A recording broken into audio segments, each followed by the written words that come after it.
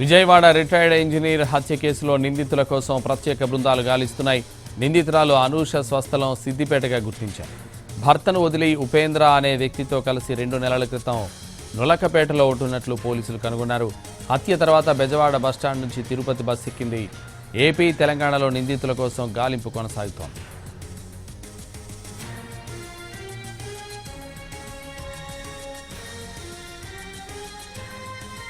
Vijayawada retired engineer హత్య కేసులో నిందితుల కోసం ప్రత్యేక బృందాలు గాలిస్తున్నాయి. నిందితురాలు అనూష స్వస్థలం సిద్దిపేటగా గుర్తించారు. భర్తను వదిలి ఉపేంద్ర అనే వ్యక్తితో కలిసి 2 నెలల క్రితం నులకపేటలో ఉంటున్నట్లు పోలీసులు కనుగొన్నారు.